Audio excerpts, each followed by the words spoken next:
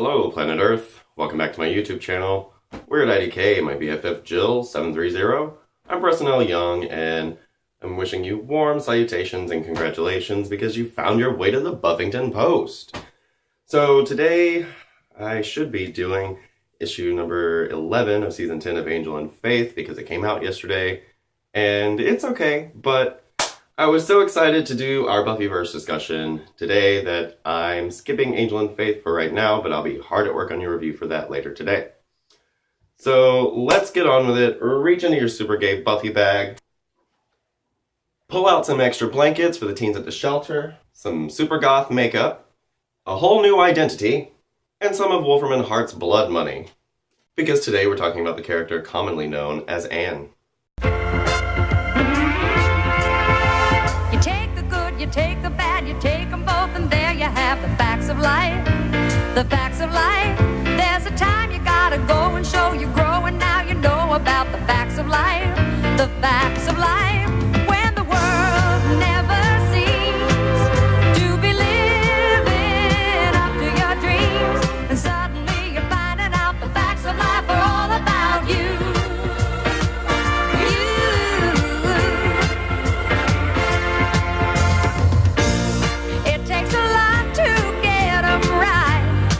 When you're learning the facts of life, learning the facts of life, learning the facts of life. Okay, so in Buffy Season 2, we meet this character named Billy Fordham, and he knows that Buffy's a Slayer because they went to high school together in Emory in LA. So whatever, he shows up in Sunnydale because his father's been, transferred. So whatever, Angel thinks he's, 32 flavors of shady. He gets Willow to help him investigate Billy, and sure enough, he's shady. The only address that they can find for him is this crazy warehouse, so Xander, Willow, and Angel go to investigate the situation at the warehouse. They go in, and it turns out that Billy is all up in this crazy cult that worships vampires, just thinks vampires are the coolest. Zoltan, you know what I mean? They all just want to grow up to be vampires, which is to say they don't want to grow up, right? So, whatever, this one chick that they meet is named Chanterelle, and they're talking to her, and she's like, oh, you must be new at this. Come and talk about the lonely ones with me. And she is just, off her rocker, thinking that vampires are so cool and sexy and misunderstood and things like this. And Angel's like, you're dumb. Vampires will eat you, etc., etc. And she's like, oh, you're just so close-minded, etc. So, whatever, it turns out that Billy is, dying of brain cancer and things like this. He's gonna die very soon. He came to Sunnydale to trade Buffy to Spike so that Spike would make him into a vampire so that he wouldn't die from his brain cancer and stuff like this. So, he tells Spike that he's going to give him not only Buffy, but all of these other dumbasses like Chanterelle who are down there in the cult. Zoltan. So he gets Buffy trapped down in this warehouse basement with all the other cult members. They're all gonna die, and whatever. Spike and Drusilla come in with all of their vampire friends, and they start wreaking havoc. Buffy threatens to kill Drusilla if Spike doesn't let everybody go. Billy ends up getting killed. Chanterelle ends up getting bit. But all the humans escape, right? And in season 3, Buffy has run away to LA because she and Joyce had gotten into this big fight at the end of season 2. So she's in LA and she's working as a waitress in this diner and she's going by her middle name, Anne. So she's working in the diner and she meets this chick named Lily who's there with her boyfriend Ricky, and boy does she look familiar. And the reason she looks so familiar is because, hello, it was old Chanterelle from the vampire cult. Zoltan. They're, showing off their matching tattoos because they're so in love, Ricky and Lily. And whatever, Lily kind of recognizes Buffy. But Buffy's like, oh, you must have me mistaken. So whatever, Buffy's going home from work, and this Lily character is like, Anne, Buffy! And Buffy turns around and she's like, I knew that was you. I know you. I was in this crazy cult that worship vampires, but I'm better now, even though I live on the streets and have no money. And Buffy's like, yeah, good for you. And Lily's like, why don't you come to this party with me? And Buffy's like, no, I just stick to myself and I don't like having friends or any kind of connections to the human world anymore because it's just let me down so much. Things like this. So whatever, Buffy goes on her merry way and she runs into this guy who wants her to join this cult or something. Zoltan. Because she's all lonely and young in LA, right? So she's like, no, I don't do cults either. You know what I mean? Whatever, Lily comes to Buffy and she's like, Ricky is missing. He's never gone this long without seeing me. It's been a day. I don't know where to find him. Buffy's like, why don't you go to the police because I'm trying to do my job here. And Lily says, well, Ricky's got a record and he hasn't shown up to see his parole officer. I can't go to the police. And I know that you help people. Hello, you saved my life and all these other people who are going to get all vampified. And Buffy goes, no, that's not my life anymore. I'm just trying to mind my own. And Lily's like, please help me. I don't have anybody else. Please, please, please. So she and Lily go to investigate where the heck Ricky went to. They go to this blood bank. It's super shady. Buffy goes and splits from Lily and goes to investigate the situation. And she comes upon Ricky's dead body. And now, the thing about it is, Buffy had been seeing all these, like, derelict old people going around the neighborhood talking about, I'm no one, looking crazy, okay? So she comes upon Ricky's dead body, but he's one of these old people all of a sudden. He was like 18 yesterday, and today he's like 80, and yeah, he's got his Lily tattoo on his arm, but he's all old, and he apparently, like, drank some Drano to death. What the heck? So Buffy tells Lily about this. Lily's like, that doesn't make any sense. Ricky's not old. And Buffy's like, dude, I don't make the universe, I just play here. And Lily starts blaming Buffy for all this, and she's like, none of this stuff happens unless you're around. I think it's you're doing all this. And Buffy's like, fuck you. I didn't ask for this. I wanted to be left alone. You go deal with your own problems. So Lily goes to deal with her own problems the only way she knows how, which is to join this crazy cult that the dude that was trying to get Buffy to join in, right? Zoltan. So she goes into this cult and she's gonna get baptized in this fucked up black goop. So she goes in the black goop and she ends up in another dimension where she is enslaved, and all these demons are like working in this crazy like manufacturing. I don't know what they're trying to build, but they need all these slaves to do it. So they enslave her and Buffy goes to rescue her. She jumps through the black goop too, ends up in this slave state demon world. And the slave masters are all trying to say, you're no one, trying to make them, leave their identities behind and just be slaves. Well, Buffy's like, no, I'm not no one. I'm Buffy the motherfucking vampire slayer. Don't boss me around. And she starts fighting the demons. So Lily helps all the other humans to, like, get away from these demons. She ends up killing the head slave master demon, and they all make it back to the real world, and Buffy decides she's not Anne, she is Buffy the Vampire Slayer, she's not no one, and she needs to go back and deal with her problems in Sunnydale. Yay! So Lily is like, I don't want to be Lily anymore either, I would like to be Anne, because Buffy is somebody that we can look up to, and she obviously is somebody that this Lily person looks up to.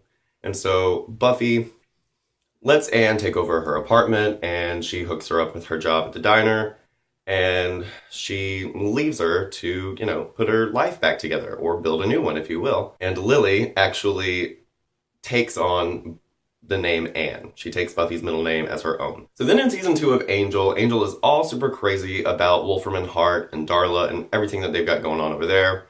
And so he's super investigating this chick that Wolfram and Hart is, like, meeting up with. Boy, if this girl doesn't look familiar, because hello, she's Anne. Anne has taken on this name that, Buffy kind of gave her, and she is now running this shelter for runaway teens and kids who, like, live on the street, right? And so Wolfram and Hart is apparently going to do this great big fundraiser for her. Angel is investigating this whole situation, and he finds out that Wolfram and Hart is basically going to keep most of the money. They're going to give, like, a few pennies to this fundraiser situation at the shelter, but really, they're just going to scoop everything off the top. He goes to Anne and says, we can't let this happen, blase blase. And she's like, it's fine, I'll just take what I can get, And he says, no, it's not fine. It's wrong. And she says, I have bigger problems than, a little bit more money coming into my shelter for teens. Like, I've got kids with problems out here. And this money is not going to hurt me either way. It's something. So, whatever. Wolfram and Hart had hired this demon to take out Angel, etc., etc. Angel kills the demon, gets Anne this money, and he gives it to her. And he's like, that money has blood on it. Like, literally had blood all over it. And she goes, hey, it'll wash. Because Anne has got to do what she's got to do. Where on Buffy is very much about defining yourself as a character. And on Angel is about redefining yourself as a character. Buffy's constantly trying to be whoever she's going to be. Get to where she's going, if you will. Establish herself. Whereas Angel has already established himself, and he's trying to reestablish or redefine what he is. And all of our characters on Angel are trying to do that. And here we have Anne, who went from being somebody who was completely irresponsible and had no picture bigger than what was in front of her. She is now looking at the world in a big picture kind of capacity. And so we pick up with Anne again in an episode called The Thin Dead Line. So in The Thin Dead Line, kids that Anne knows are all being picked off by the cops because there's this one police officer who has been revivifying cops' corpses, right? And he's basically sending them out there to take care of crime, but these zombie cops are all just discriminating against, the poor kids on the street, and they're just shooting everybody. Hello, this whole Ferguson situation, Michael Brown, Rayvon Martin, this is not a new issue. This has been going on for a while, kids. Anyway, so Gunn and Wesley end up at Anne's shelter. Wesley has been all kind of shot, and yeah, Gunn and Anne apparently know one another because Gunn and his crew used to take care of vampires that were trying to pick off her shelter kids, right? So we established that Gunn and Anne have this relationship. Angel stops the zombie cops, blah, blah, blah.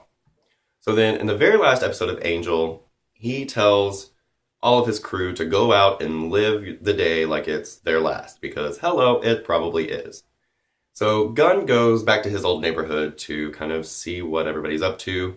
And he can't find his, friends. And so he goes to see Anne, and she's like, yeah, I ain't seen your friends either. They were supposed to help me unload all this stuff and blah, blah, blah. So she's still doing her teen shelter thing, and seems to be going pretty steady for her. Same old, same old. She and Gunn are talking, kind of catching up.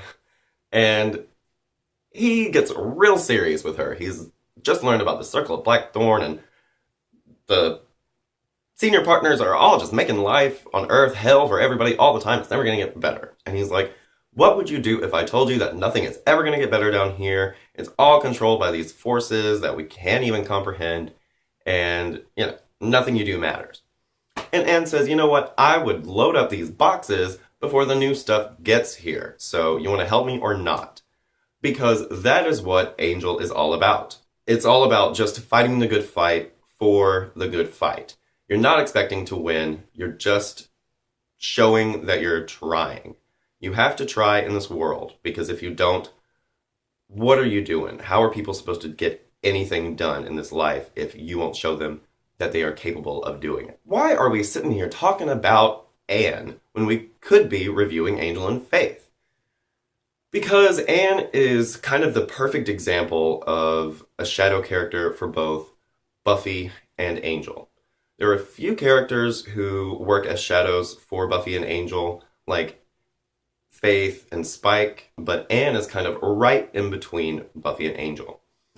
Buffy in season 7 went to work at the school as a kind of pseudo-counselor, And we get the impression that if Buffy weren't a Slayer, she would do something like this. She would be helping people who, didn't have the same kind of advantages that she had in life.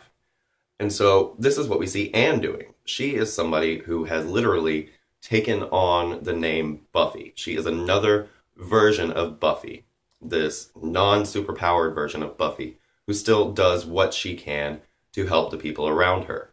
And like Buffy, she does this just on a day-to-day basis.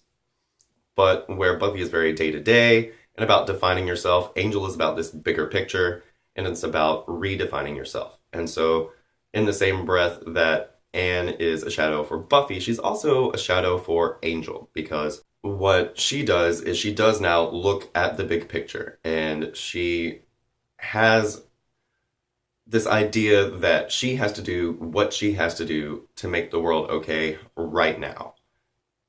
It's not about winning this fight, it's just about the fighting. And so that is pretty much what you need to know about Anne. She's a very admirable character. She's only in 5 episodes of the entire, Buffyverse, but she leaves this impression. She is the evidence of the long-term effects that people have on one another, because every action that you make really does reverberate and creates this ripple effect throughout reality. And so think about the way you talk to people. Think about the way you treat people. Think about what it is that you're putting out there. Because Anne is the perfect example of good intentions and good actions benefiting people in the long run, and those people helping others. And it's just this great big chain of events.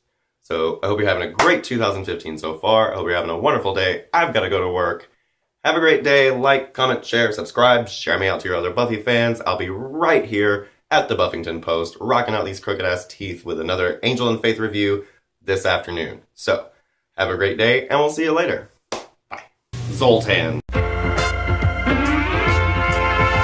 You take the good, you take the bad, you take them both, and there you have the facts of life.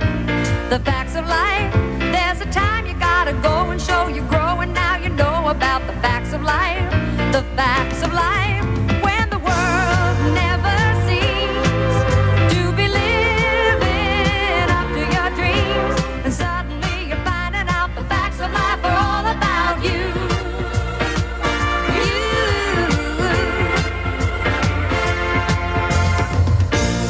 It takes a lot to get 'em right when you're